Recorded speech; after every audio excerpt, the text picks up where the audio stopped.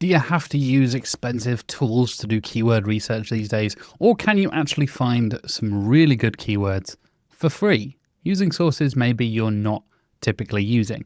That is exactly the question I am asking my guest this week, Kobi Omenaka, and we're going to get into some brilliant ways to find free keywords for you, your clients, and your business coming up on this week's episode of Search with Candour. I think one of the reasons I pulled away from a lot of the expensive platforms is because you couldn't get so much in the weeds and not actually create anything. If you can work out how to get your brand just synonymous with the thing or a feeling or an emotion, then that's where you're going to win. Know exactly who your customer is and who you are speaking to at the different points of the life cycle of your buyer's journey.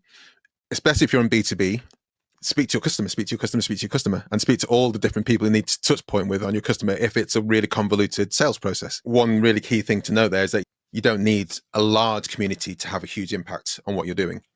I've seen some communities on School or Circle or Kajabi with 10 people, 100 people driving more revenue than these websites which have got hundreds of thousands of visitors per month because they've got a really tight, really engaged audience who are really into what they're doing.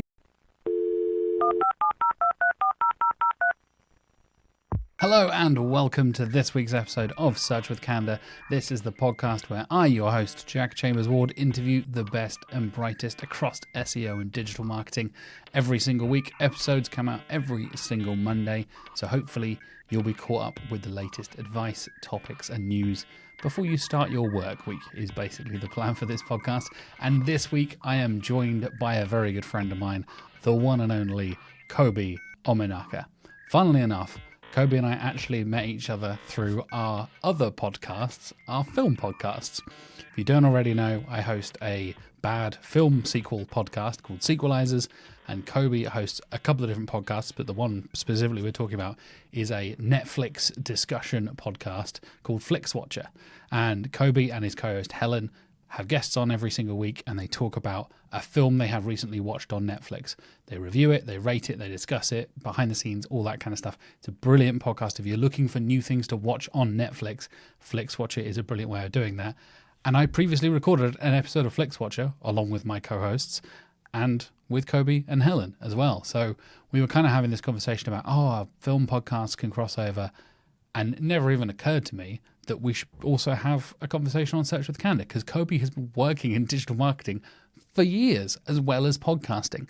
And it's very cool to finally have somebody who is as experienced in podcasting and even more experienced in digital marketing and be able to combine the two and have a big conversation about that.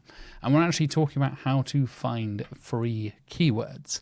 And it's an interesting conversation, particularly I think a lot of people, obviously, we're finding the financial strain at the moment and there's very, very tough times for a lot of people.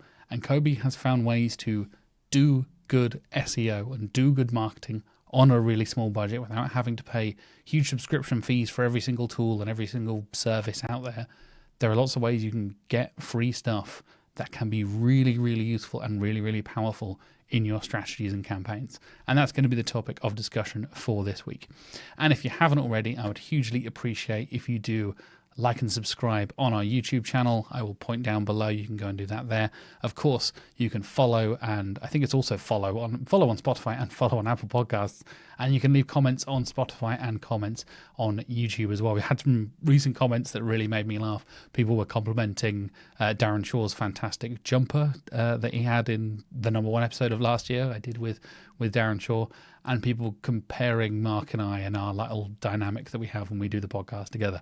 So without any further ado, like I said, thank you for the support, thank you for watching, and here is my conversation with Kobi Omenaka. My guest this week has over a decade of experience in both digital marketing and podcasting. Throughout his digital marketing career, he's driven growth for a wide variety of companies, including household names like Amazon and startups like Proximity, through basically everything in digital marketing: SEO, PPC, content marketing, email marketing, web development. The man does it all. In podcasting, he's also produced and hosted shows for The Guardian, the Picture House Cinemas, the Paralympics, and Spotify. He also helped shape the podcasting industry by helping launch the British Podcast Awards and is currently a board member of the Independent Podcast Awards. Well, on top of that, he is the host of Aha Moments and one of my favorite film podcasts, FlixWatcher. Welcome to Search with Candour, Kobi Omenaka. Wow, I feel tired. I need to Now you take a just deep breath now, man. Yeah. yeah, no wonder I'm tired this morning. I was like, oh, my eyes want to stay closed. And now when you say it like that, I'm like, yeah, that's actually all true. You've done a lot, mate. Yeah, Yeah, to say the least. And funnily enough, you're one of the few people on the show I've podcasted with before as a guest on your show, yeah, not talking about SEO, but talking about films. We did an episode of Flixwatcher, or 3 episodes of 3 Flixwatcher, in episodes. Yeah, fact. yeah. Yeah, yeah. It's crazy. Like we were saying just before we start recording, how many other people also have like film podcasts and digital marketing podcasts? Because I know you recently launched Aha Moments, which is all Indeed. about entrepreneurial skills and marketing and things like that as well. So it's nice to have you on, man. Nice to sit down, and I don't think we've ever properly talked about marketing or SEO before, so this is going to be a No, we fun talked about conversation. podcasting and we talked about films, but yeah, specifically digital marketing is not some. Yeah, I mean, I've been following your antics. I can call them that, yeah. That's why you use instead of content. I'm calling it antics marketing. I follow your content on LinkedIn, so it's always nice to see you popping up and see where you're about. Didn't you go to Spain last year? I thought that was quite interesting Yeah. to talk SEO. I was like, maybe I can wangle a trip to Spain to talk about digital marketing. Yeah, Barcelona's really nice. Went to International Search Summit last year. It's going to happen again this year. I think it's in November, off the top of my Yeah, head. so get some Yeah, sunshine in the really winter. nice. Yeah, yeah. I know there's search and stuff in Antalya in Turkey as well, which is really, really nice. I'm trying to like branch out of just going to the UK conferences and Mm, try and like not just because I want a holiday, obviously, and my wife can tag along and we can have a holiday, but actually see like other options, other types of conferences and stuff, right? yeah. 'Cause I feel like the industry has really exploded, especially with events post COVID. It feels like a lot of people want to get back together and do things in person and learn from each other and do talks and all that kind of stuff, right? Oh yeah, 100%. And I'm hoping to go to Web Summit, I think, in Portugal, in Lisbon, in Mm. November.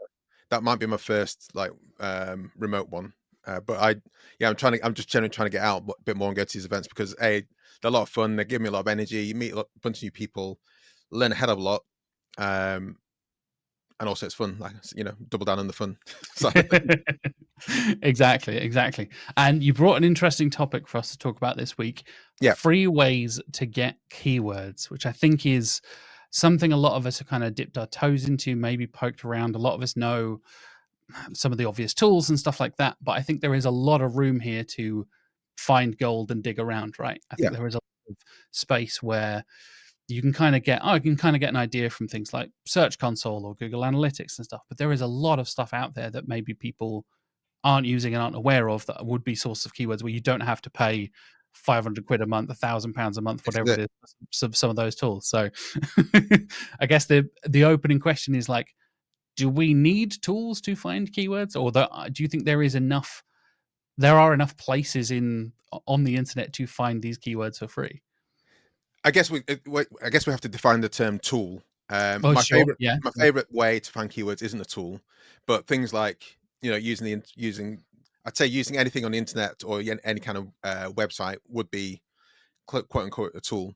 Whether you have to pay for it is a different. Where you have to kind of log into a thing specifically, that might be something where we maybe class that as like a specific kind of tool that we're engaging with for these purposes. So yes and no. That helps. Lean into the it depends of SEO, right? That's always Yeah, the go-to answer. that's the thing, isn't it? And one of the reasons I'm really keen on this is that I've worked with super small one-man bands through to quite large companies, and for me, I'm a big advocate of the 80-20 thing, where you can get a lot of benefit from 20% effort. And there's so many times I've gone into a company and they've got like SEMrush and Mars and Ahrefs, and like, well, which one are you using and how much are you spending, and do you actually need any of them to get the biggest benefit? And you can get so much. I feel you can get so much benefit.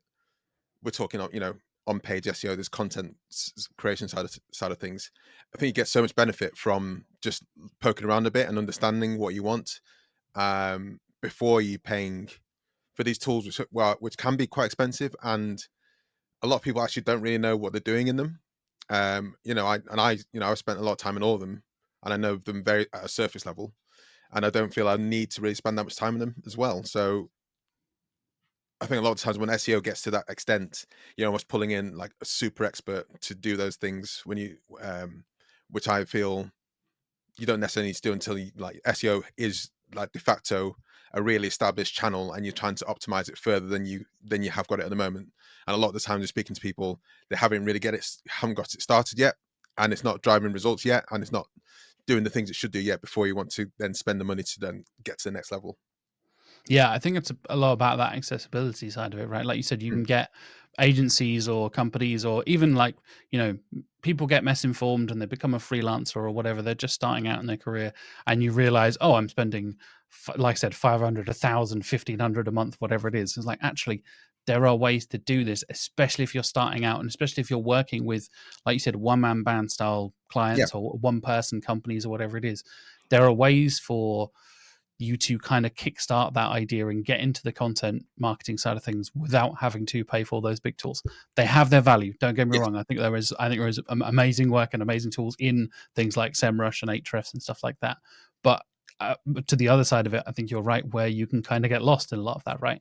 Are you doing your backlink auditing? Are you doing your content auditing? Are you doing a technical crawl? Are you doing all this stuff? When you get one of those all-in-one tools, especially as a newbie, Yeah. it can be super overwhelming. And actually, something as simple, I know this is always a conversation I have with clients or people I'm talking to who are just starting out in the industry, of like, actually look at the search engine result page for that keyword.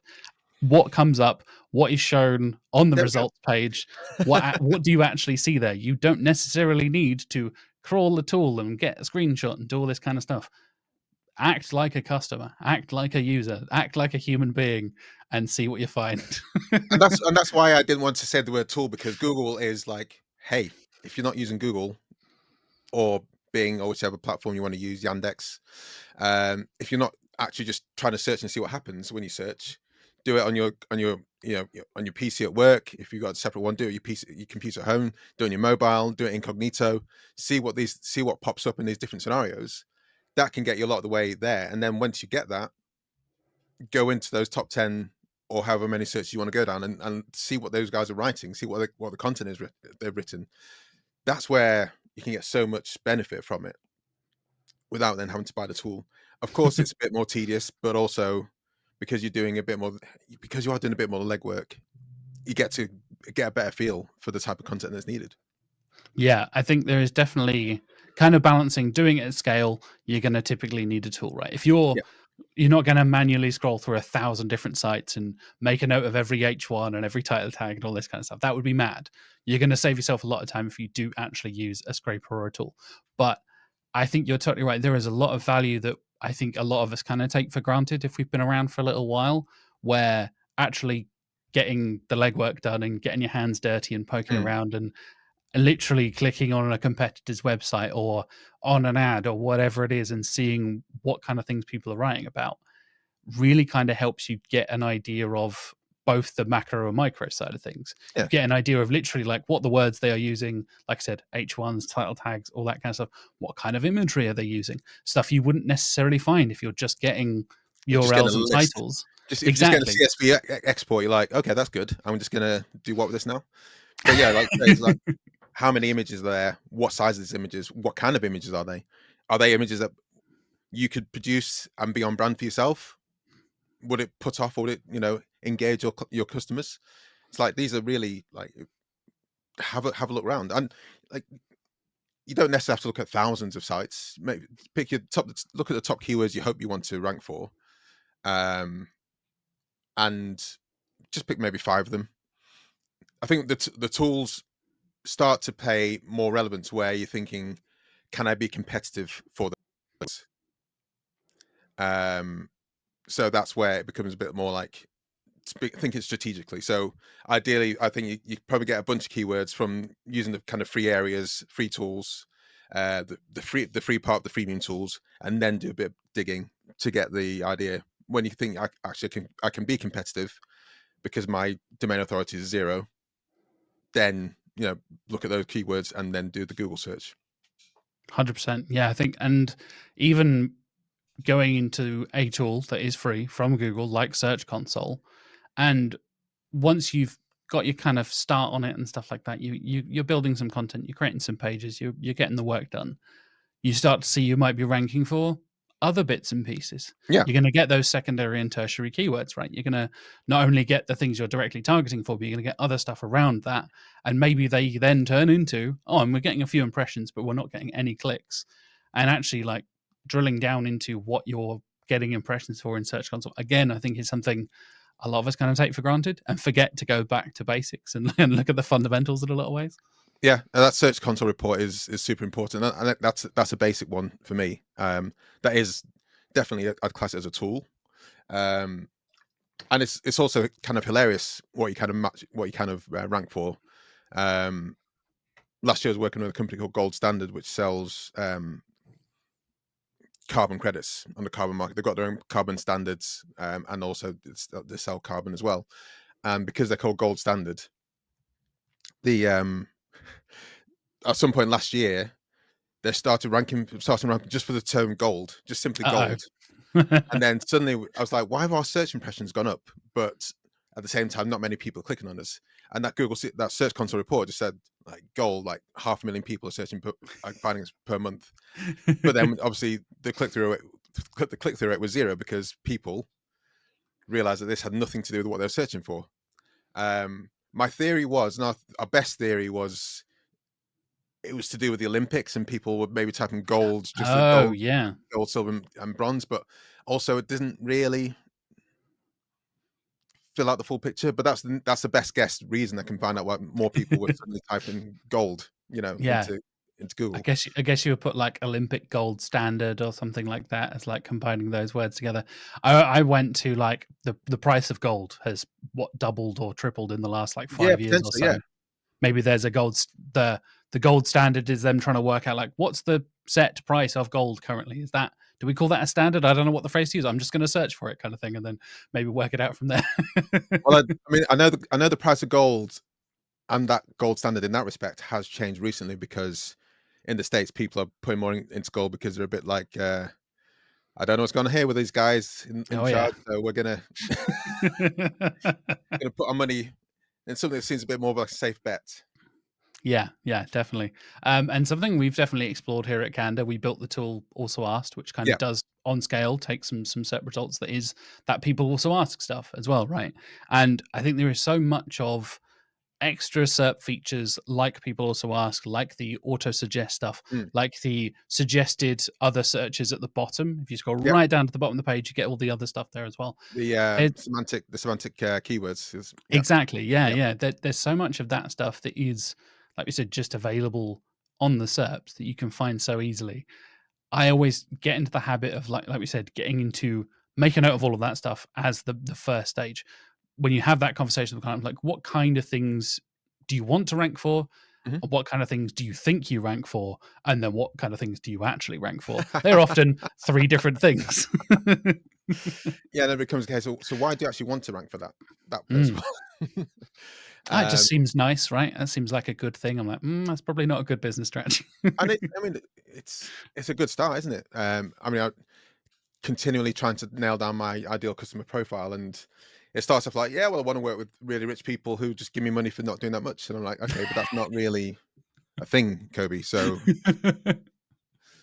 it's a nice idea, it's a nice to have, but let's try and think about what's actually going to drive people to you, or how you're going to connect with people. So, like you say, what you want to rank for is often like a, where did you get that idea from? Question. Definitely. Yeah. And I think it's always surprising, like you said, when you either get that moment with a client where they're trying to work out, like, why are we ranking for this? Or what has shifted? Or I especially love it during the onboarding process where you get to have a first look at Search Console and be like, turns out you've got a bunch of these weird keywords, or there's a whole untapped market you're not looking Yeah, at here that you should be thinking about. And, you see that light up in their eyes, like, oh my God, yeah, of course.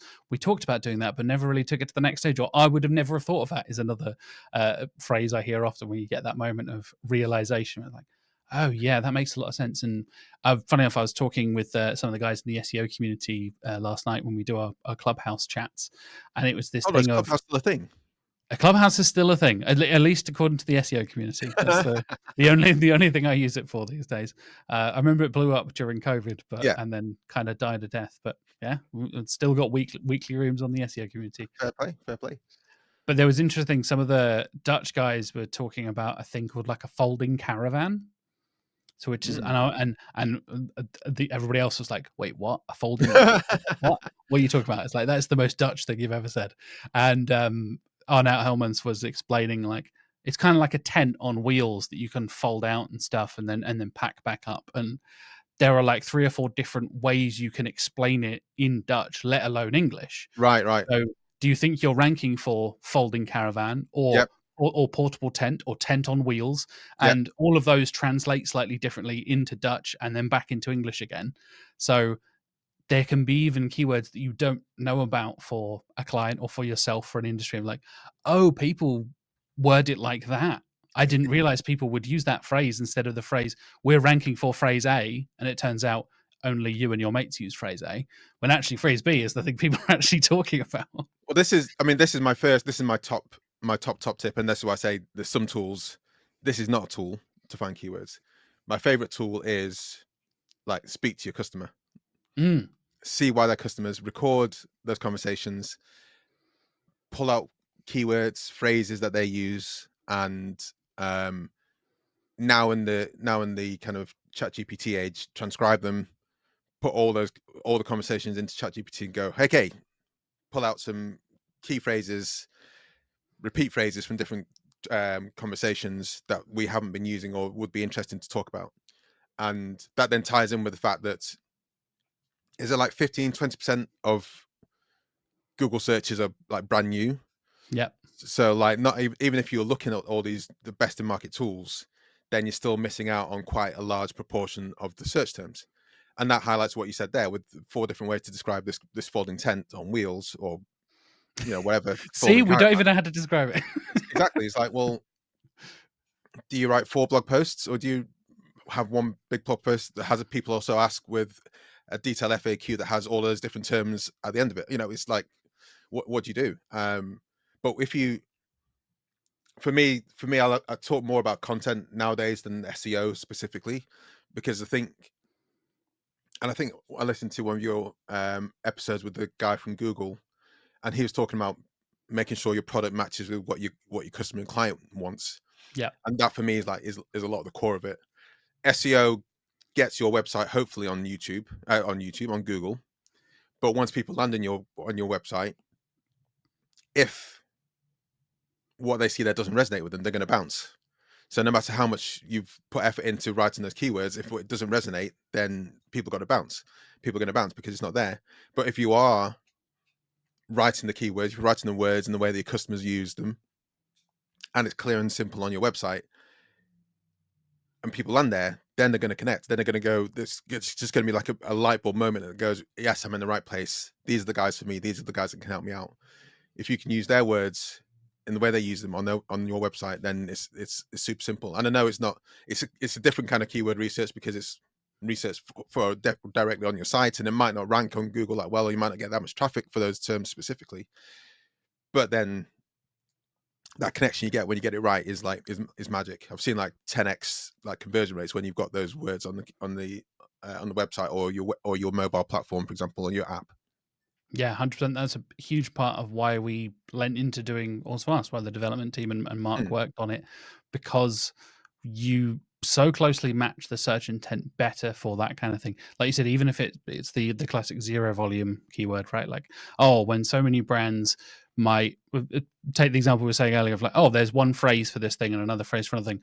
Well, we should rewrite all of our copy to target the one with the highest search volume, right? Like just change our whole brand and marketing strategy and go for phrase B that has 10,000 search volume compared to 1,000 search volume. It's like, maybe don't lean into search volume as a reliable metric, because you're spot on, mate. Like when you can really nail down a search intent of a customer, of a user at Mhm. whatever part of the journey they're in, you really feel like you're almost heard in a way Yeah. as a customer, as a user. And you mentioned my episode with Kasper Zemansky. Like the phrase he used was, you want to at the bare minimum meet the customer's expectations. When they click on your thing from the SERP and land on your site, they should get what they're expecting. Yeah. But if you can exceed those expectations, that's where the magic happens.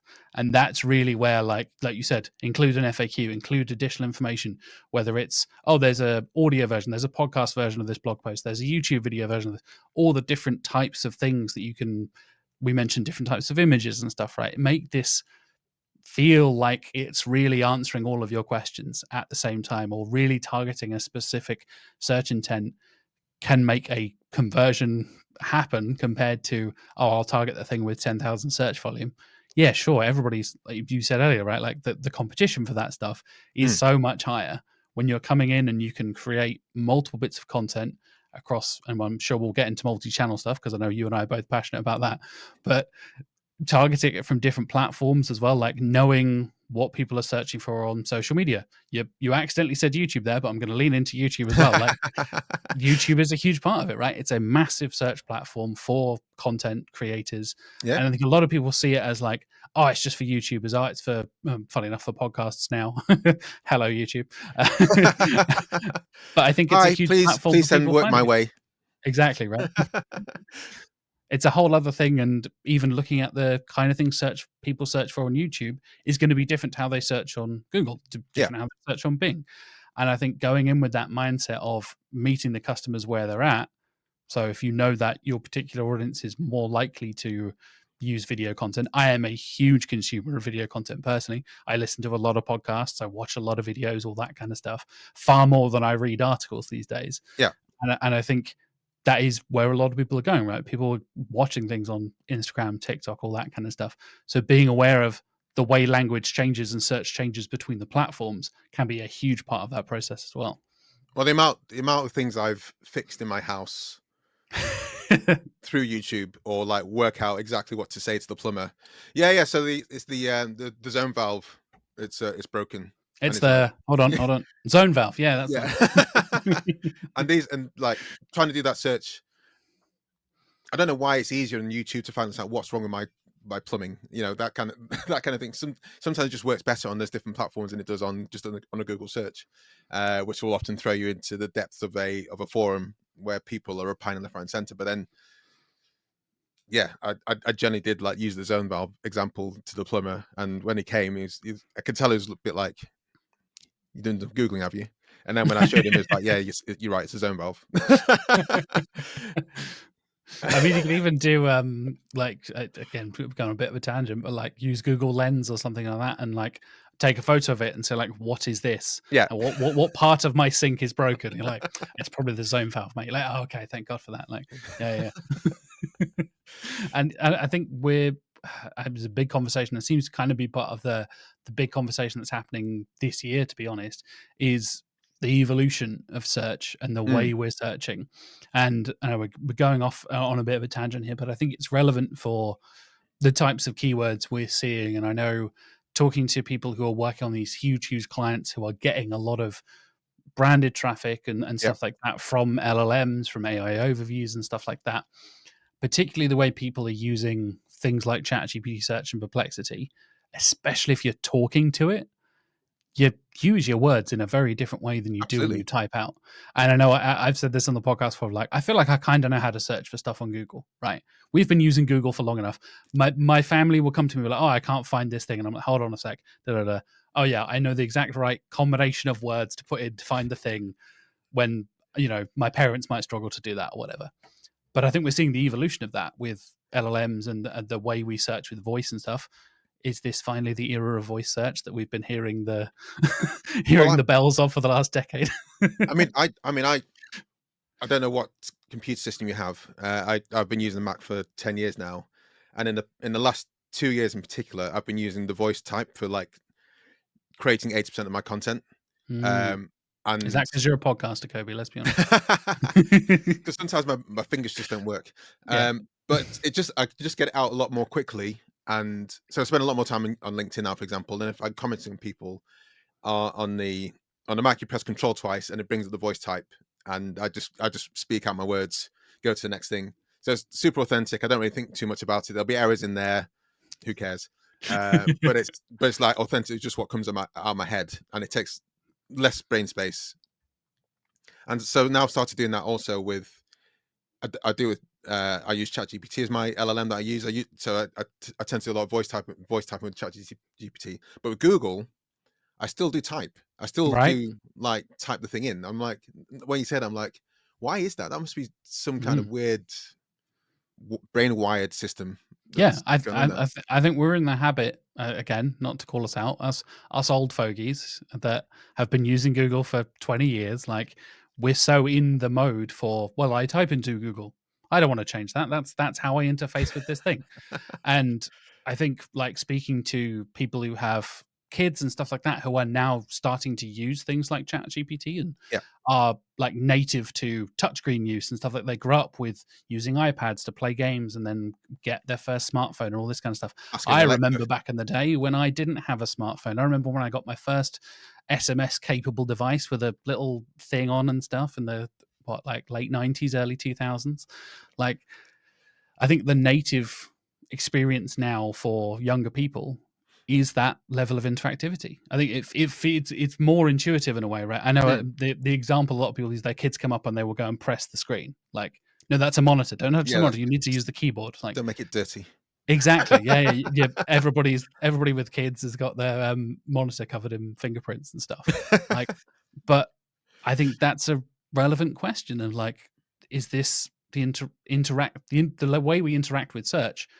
Is it becoming more intuitive? But is it becoming more accessible? We mentioned how accessible free keywords are at the beginning there. Like, that shift towards the way we use stuff, and then also probably being zero volume, because Mm. the way I search for something would probably be different to how you search for it, Kobe, despite us both being British dudes, both having film podcasts, both having digital marketing, both working. Like, we have a lot of crossover in Yeah, theory, yeah. but we're living in different parts of the UK. We've got totally different backgrounds. Like, we would search for things in very different ways, despite our similarities, let alone everyone else in the world who searches in different ways. And I think we're going to see this almost like, I don't know, sort of like diversification of keywords in many ways. Does that make sense? Am I going Well, mad? it did. There was definitely a fracturing of Fracturing is a good way of putting it. Yeah. yeah, because there's many ways to describe a thing, and Is it a folding tent or a folding caravan or a well, tent on yeah, wheels? that's it. Yeah. And because one of I don't know, I speak Norwegian quite well and speak Brazilian Portuguese quite well, and that sometimes the benefit of like seeing how the same things are spoken in different languages often makes me think about, actually, is this the right way to do this? And like my mum, I mean, I was born in Nigeria, came here when I was 2. My but my parents were there until they were like late 20s, and the way they describe the same thing that I describe is like, so like, how are you using those words in that way to describe that thing that we're both looking at? Exactly. So sometimes they say something, I'm like, I don't even know what you're talking about, mum. What is English is perfect. English you speak 99% of the time nowadays, but I'm like, what are you talking about? Yeah, I think that's relevant for having that conversation with customers you mentioned Yeah, earlier, right? Like, understand who your audience is. yeah, Is your audience me? Is it Kobe? Is it Kobe's mum? Like, you need to understand what the phrases that the people use and meet them where they're at, because it changes a lot, especially in the UK, from city to city. Here yeah. in Norwich, we will word something in a very weird way compared to what you guys do up north, right? It will change completely. Well, I love it when every now and again there'll be like an infographic that says, "This is how they say the same thing in different parts of the UK," like Oh God, bap, balm, cob. Butty. Well, I'm just talking about the bread before you even slice it and like put stuff Yeah, in it. yeah. Just for the bun, it's a bap, balm, bun. And they all begin with a B, but then which one is it? Is it lunch or is it dinner? I'm like, so I find that stuff like immensely fascinating, but then trying to grasp that in a thing that isn't colloquial, or something you're trying to sell, such as folding tents, folding caravan, is interesting. It's like super interesting, and this is where I'm finding what I see nowadays a lot of is in the power of the brand. So I'm sure you're the guy you're talking about the folding caravan. There's probably a million ways to do it, but then there's probably just like a folder van That might be the brand name, Yeah. Folder Man, and that'll be the people just go, yeah, Folder Man. That's what it is. I want one of those, and that's where you will, if you're able somehow to get your brand in a position, get those direct, you know, on your Google Analytics, get that direct search up, because people just type in your brand name in directly and coming to you. That's where you're going to win in any keyword, against any keyword that ever happens, against any changes in Google's algorithm, against anything that happens with AI, AI SEO and LLMs and how they, put what perplexity chooses to show people. If you can work out how to get your brand just synonymous with the thing or a feeling or an emotion, then that is, that's where you're going to win. It's not going to happen straight away, certainly, and you do need to make those steps to get to that place, but that's where you can have a really, really poor site. I did a post on this on LinkedIn. Like, I did like a high level SEO audit on a few different sites, and Apple's site wasn't that great, but people, they type MacBook Pro. They don't type laptop. They type, I want a MacBook Pro. Go straight to the Apple website. That's it's as simple, it's as simple as that. It's not, no one's going to compete with MacBook Pro. Yeah, I don't think trillion-dollar companies worry about their core web vitals, right? Like No. it comes down to it where you're absolutely spot on. I think there is definitely that shift when it comes to the LLM and AI search side of things. When we're again, seems to be the kind of buzzword at the moment, is thinking about brand and thinking about how your brand is more visible in those links and AI reviews, in those references and citations in ChatGPT search and Perplexity and things like that. You can really kind of push yourself to actually get conversions from that. Or even if you're not getting conversions, it's that brand awareness, right? It's those multiple touch points. I know I think we mentioned it before we started recording. Those touch points throughout a customer journey are less linear than ever before and longer than ever before, because we're on a million different places at once. I'm 100%. walking to the bus stop and seeing a bus stop ad and seeing a different thing on the side of a bus, and then using my phone and then using my PC at work and then the laptop at home. Take films, for example, or TV shows. So I saw, because I watch and listen to and read a lot about film news. So when Amelia Perez, what's it called? Amelia Perez, yeah. I was trying not to make sure, because Perez is dog in Spanish. Amelia Perez first came to the scene, so I read the reviews, saw on billboards. This is where Netflix has for once tried to boost their actually promoting the film, which they don't normally do. Normally just go, here's a film, watch it if you want to. So it was on the side of buses, is in magazines, in articles, in adverts and articles, and then more and more. And then it's the first time I've heard Netflix advertising about a film they've had on podcasts.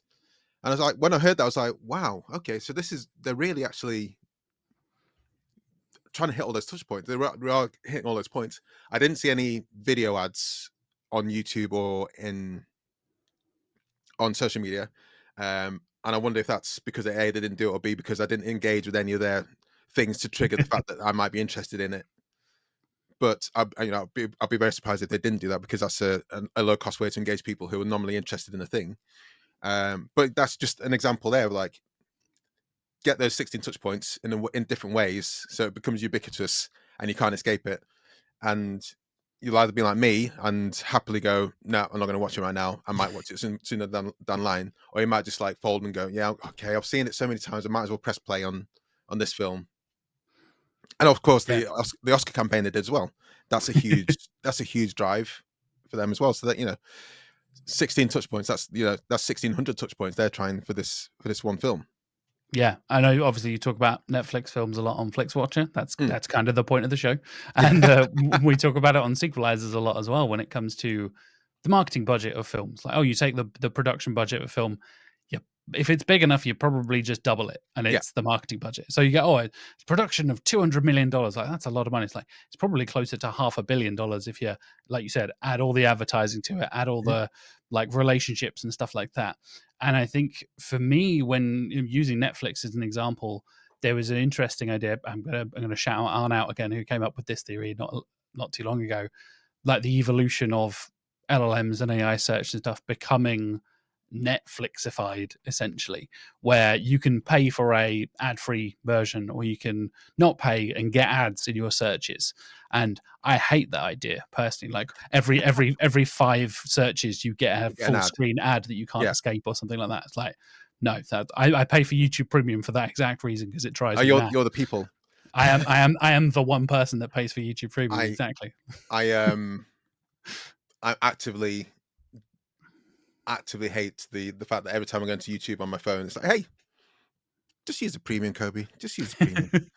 It's like, I'm It fine. has background play. Yeah. What's not to like? You don't have to listen to ads. Like, oh,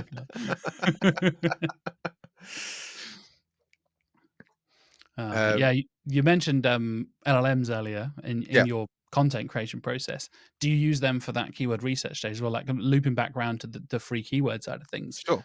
But how What does you mean that that kind you of mean the integrate? subject of this very episode? I know, right? Yeah.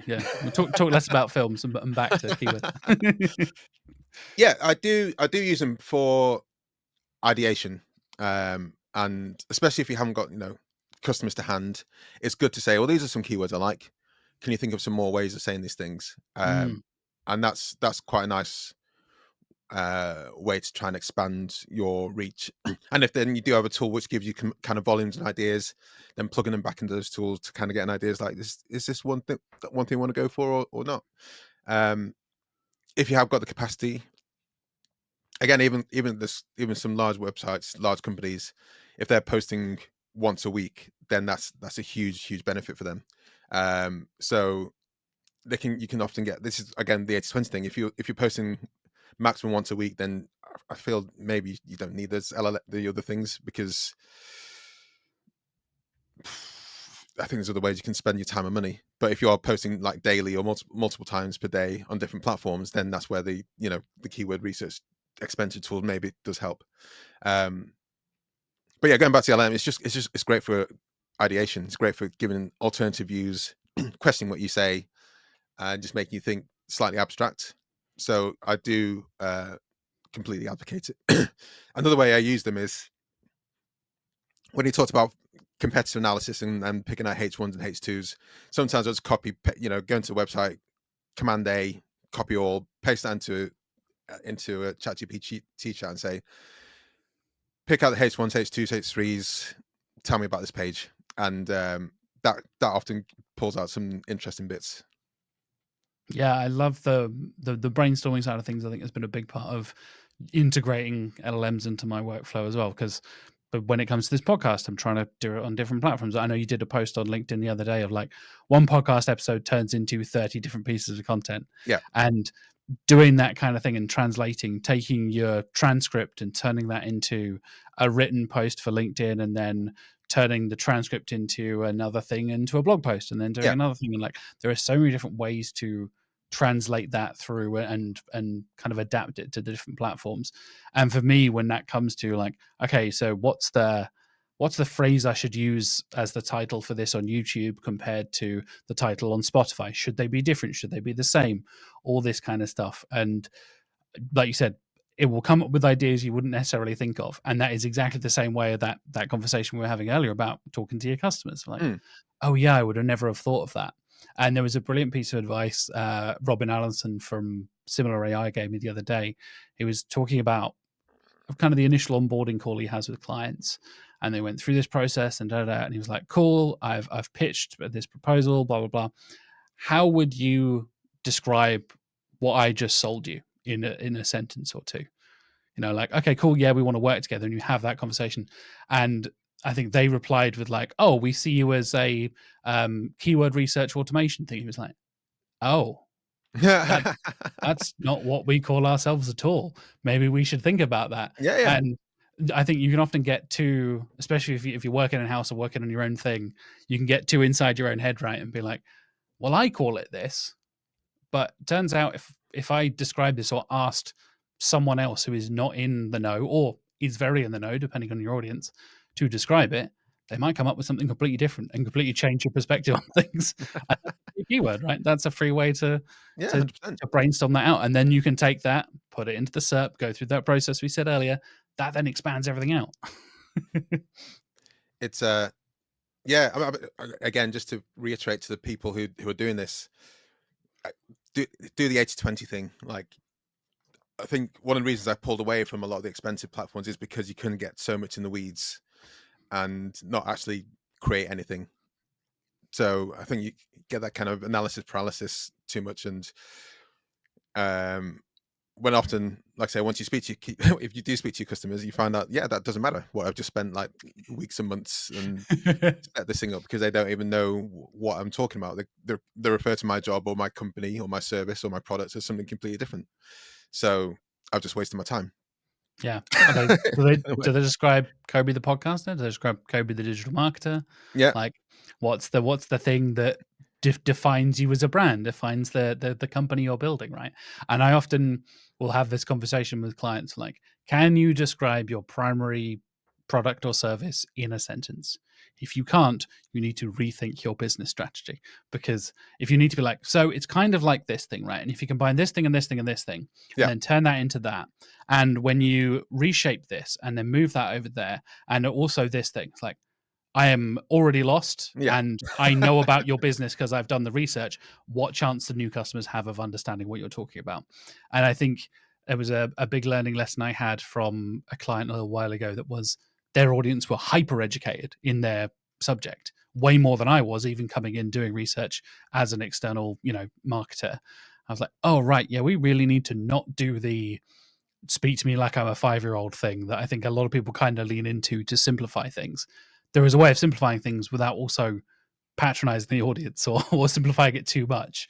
I mean, like, yeah, if your audience is educated in that way and you're targeting professionals in a particular business, they're going to spot you using the wrong words or using the wrong phrases pretty quickly, right?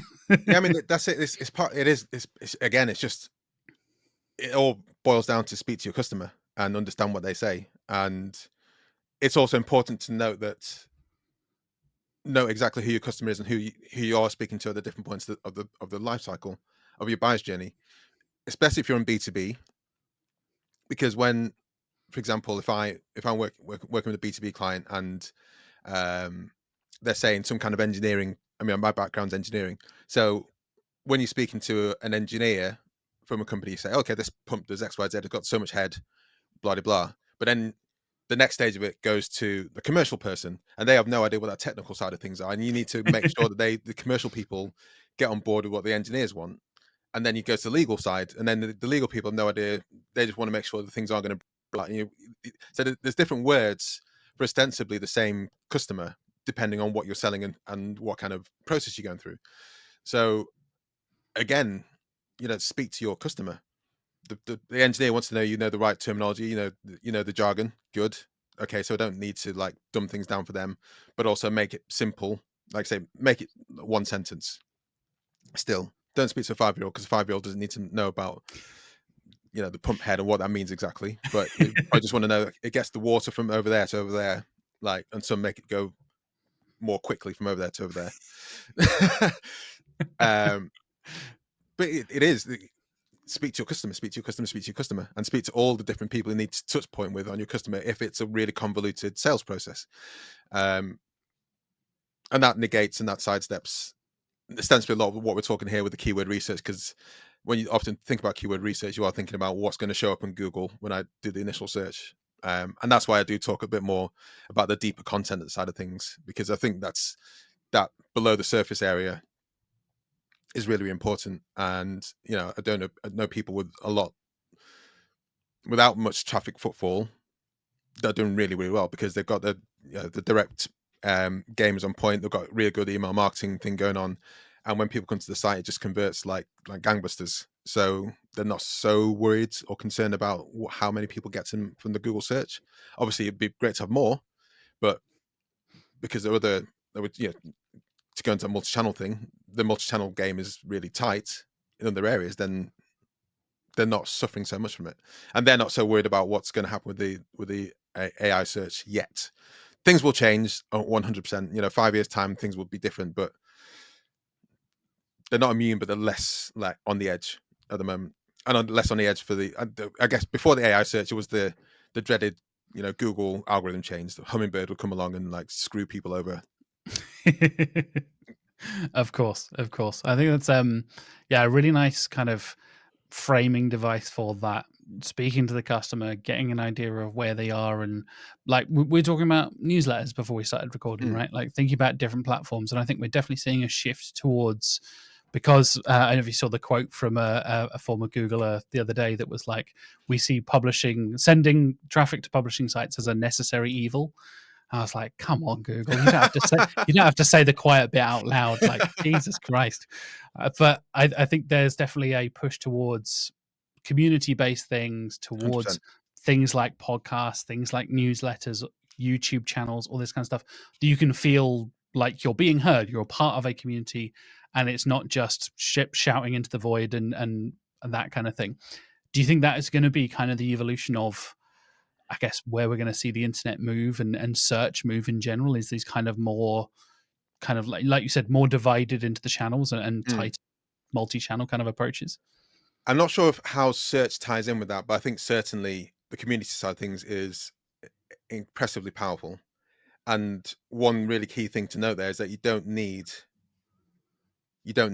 a large community to have a huge impact on what you're doing. Um, when you're looking at search, when an excited website owner might be like, yeah, I've got 10,000 viewers a day, I've got 10,000 traffic of 10,000 users per day. I'm like, okay, that's cool, but what's how much money you're actually making at the end of it? And I've seen some communities on School or Circle or Kajabi, whatever, with 10 people, 100 people driving more revenue than these websites which have got hundreds of thousands of visitors per month, because they've got really tight, really engaged audience who are really into what they're doing.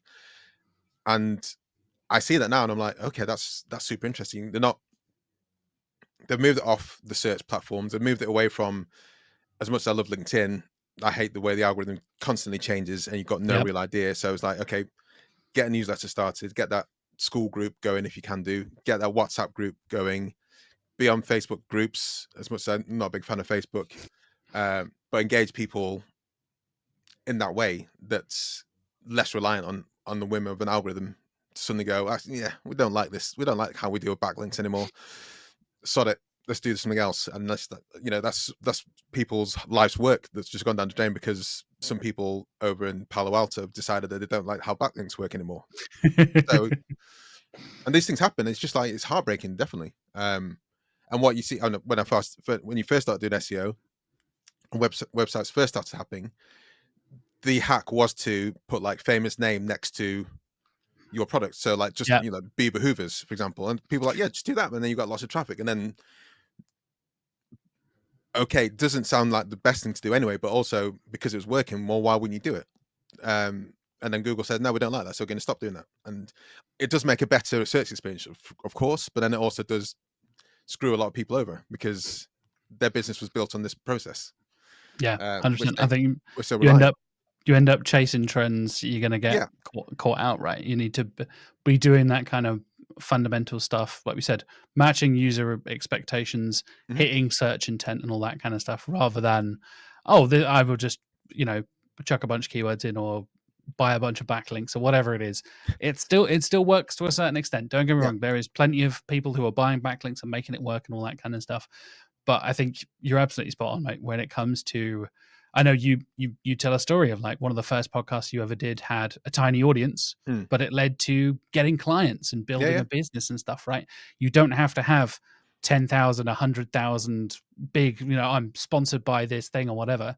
You can actually build an engaged audience who don't directly pay you or whatever, but it ends up converting in a different way. Yeah. And I think that's a 100%. lot of what we're seeing with, like, excuse me, we're getting a lot of like, uh, if you go to a conference and do a talk, or you're a guest on Yeah. a podcast or whatever, and then I have gotten emails before of like, oh, hey, I heard you on this podcast, or I heard so and so on your podcast. I'd like to work with you for this thing. And like, oh, well, yeah, of course.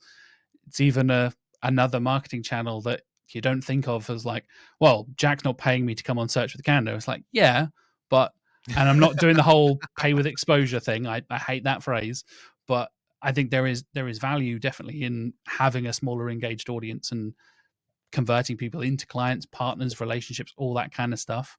I think there's huge value there that a lot of people are missing out. You're spot on, mate. Yeah, absolutely. Um, I feel like I should share some tools though. Yeah, We've got let's down. wrap things up with some tool recommendations, mate. Let's do it. Let's do it. So yeah, again, not tool. Number one, talk to your customers, record them, transcribe, use something like Descript to transcribe it, and then That's a tool, by the way. You just yeah, described a tool. yeah. Sorry, yeah. Right, Uh, but well, okay. If you record it on Teams or you record it or you do the conversation that's a tool. yeah, but not a keyword tool. I'm just messing with you, mate. If you find a way to transcribe it for free, anyway, and then throw that into Pen and paper. yeah, gather the information from those customers. That's a really rich way to get keywords, which might not necessarily be a Google keyword, Google ranking keyword, but certainly will be a very powerful set of keywords and phrases that you can use on your content, website, social media, etc. That will really resonate. Number two, which I haven't talked about actually, is just paying attention to the news in your industry. And if you talk about LLMs and AI, for example, like was it last week that ChatGPT launched Sora, and suddenly you're able to do text, or they just unleashed a Pandora's box of new capabilities. So the day before that, like no one was searching for those things because they didn't exist. The day after that, people will be searching for those things, but there wouldn't be that many, if any, web blog content or articles talking about it because it's a very new thing. So if you can be on trend and if you can like read the news cycle and it pertains to your market, to what you're trying to sell, that's a fantastic source of like keywords. Put those articles you're finding into ChatGPT and say what keywords can I pull from this, because people will be looking for that, and your competition at that point will be very, very limited. There'll be so little competition at that time. So yeah, reading a news cycle is a keyword I like to, has worked for me in the past and is really, really powerful. If one of my biggest wins wasn't necessarily news cycle, but was very topical, was when there was a piece of legislation coming in Europe, which landed like 2018, and when I started working for a company, they were talking about this thing, SRD2, and I was like, okay, that's interesting. And then I thought about all what happened with GDPR, and suddenly that being like loads of experts coming with GDPR. So before 10 years ago, maybe I can't remember when GDPR started, but there was a day when no one knew what GDPR was. Then the day after, like people were Googling GDPR and there weren't any blog posts about it. And then like 6 months later, there were all the blog posts about it and all the experts had appeared. If you can be one of the first people to like say, oh, I'm a cyber expert, I'm a website expert, I'm a security expert, I'm a compliance expert, and I'm writing about GDPR first, then you've got a huge leap up in other people. So if there's any legislation coming down the line or anything that's going to be changed, and you're the first to write about it, then that's a huge advantage that you can have against other people. Yeah, 100%. I think there's a lot of value there in building links from that as well, right? Like Yeah, being a part of that and not just being the first, but proving that we know Google loves fresh content. We talk about being helpful and uniquely helpful. If you're the first to it, you're uniquely helpful because you're the yeah, first to it, right? And I think there's also a lot of value in like, oh, I read your thing first, and you build yourself as an expert. You're proving those EEAT kind of yeah, principles as well, right? You're then, I'm an authority about this, and I'm talking about it. I'm also the first person to talk about it. Like, oh, maybe we should listen to this person because they're the first person to talk about it. That builds that brand authority as well. yeah, 100%. SpyFu is a freemium one, which is quite good for looking at what your customers may or may not be ranking with. I always take it with a massive pinch of salt. But you can get quite a lot of leverage from it, and at least kind of start you going down that kind of route. Like, okay, what should I be looking at? And my favorite one, I mean, I can go for a while, but my favorite one where I do tend to get quite a few wins on a regular basis is Google Keyword Planner, and sorting by trending, and not being so worried about the volume, but the trend of it over the past 3 months. That's like a really powerful one that has yielded really powerful results for specific blog posts and articles that I've written or helped to write or tell people to write. Yeah, I love the like you said, the trending over time thing, because I think a lot of people look at Google Trends, and those numbers in Google Trends are not search volume, people. That is out of 100. That is what that means. That is a ratio of how popular that thing is at that time. So comparing to Google Trends or Google Trends to any other source of data is a huge issue. But like you said, I think a lot of people underestimate historical like search volume data and popularity and trending data that you can get from things like Keyword Planner. Is really, really interesting. Oh, this seems to peak every October. Oh, this peaked 2 years ago, and now it's being talked about again. Like we said, if you want to be the first person or the second person in this next cycle, if it's seasonal or whatever, or that there's a particular thing that happens around the Olympics or whatever, you can get that historical data and then kind of be ahead of the game there. Like you said, yeah, really, really cool. Search Console, we talked about. I think that's a no-brainer. That's something I check weekly for anyone I'm working with. And one place I'd like to finish with, so things like also asked, answer the public, people also asked. Those are so amazing. they're so great for getting lots of ideas. And the fact, on a Google search, it doesn't happen with every single search, but if you get the people also asked, and if you click on it, so you start with like three or four typically people also asked questions, and you click on it and it expands, it adds like 4 more, and you click on the next one, so you can get quite quickly like 20 potential other sets of keywords, and those are amazing. There is either their own blog post or that's your FAQ, like straight away, that you put at the end of the blog post to really fill it out comprehensively and usefully, and I use that all the time. 100%, man. Yeah, like I said, that's a big part of why we built Also Ask. So you can get that. I've not used it in a while. I think that you can even do deep search on Also Asked, and it goes mad. You can get like super like 4, 5, 6 layers deep, and you get hundreds of possible questions to include. And it's like, this is a whole like keyword cluster. This is a whole pillar part of your website potentially. It's like, it is. Yeah, straight away. Awesome. Well, thank you, man. Appreciate the recommendations for. No worries. I'll put links for all the tools. We're allowed to call them tools? I don't know. I don't even know what a tool is anymore, man. I'll put links for everything in the show notes so you guys can go and check it out. Go and check out all the tools we mentioned, all the free stuff. I'll basically summarize it all in the video description down below. Of course, if they want to follow you, Kobi, follow your podcasts, follow your marketing, all the awesome stuff you're doing, where are the best places to follow you? Easiest place is to go to me on LinkedIn. I think I'm unique in my name, so Kobi Omenaka. If you type that into LinkedIn, that's the only, you'll find me. And that's a place. Yeah, start there. Nice. Have a chat. Nice. You got your SEO sorted out, right? Kobi Omenaka, number 1 from birth. Yeah. See, I had to get married and change my name to do mine. So was that? Hold on. Was this consideration? Was your name double barrel before? No. So was that consideration? Was like, oh, actually, will I be? I didn't tell my wife that, but yes. There's a lot of Jack Chambers around. There's no Jack Chambers wards. I'm like, okay. Guys, you've heard it here first. This is This is how you get your personal brand. Yeah. Marry someone, double barrel your name if it's not unique before. And that sets you apart from anyone else. That's how you build your personal brand. Exactly. Dave Smith becomes Dave Smith Fogarty. There's no one else called Dave Smith Fogarty. Exactly. Well, thank you so much for joining me, man. It's been a pleasure to finally chat marketing with you. Yeah, awesome. And hopefully we'll cross over again on a podcast, whether it's films, marketing, or anything in between. Yeah, splendid. And that wraps up this week's episode of Search with Candour. Thank you once again to Kobi for joining me. It was really, really fun to sit down and dig into some digital marketing stuff. Like I said, Kobi and I usually talk about films.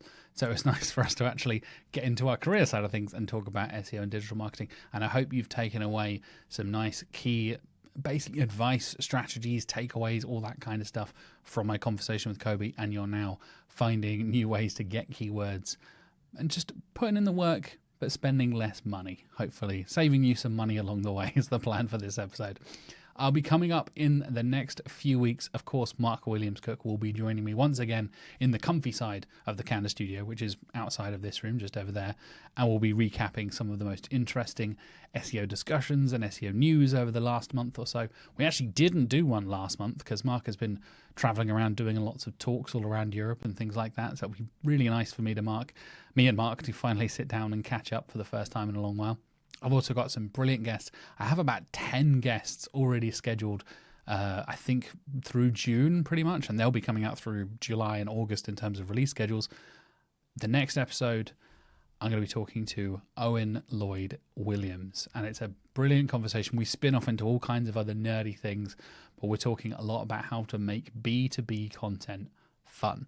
So the next couple of weeks, you got Mark Williams-Cook, you got Owen Lloyd-Williams coming up as well, and Jack Chambers-Ward is here as well. All the triple-barreled names of people. There seems to be a lot of us in SEO, weirdly enough. But yes, please do stay tuned for those future episodes. If you haven't already, like I said, please follow and subscribe and all that good stuff so you don't miss the future episodes coming out across May, across June, and for the rest of the year. Until then, thanks so much for watching and listening, and I'll see you next week.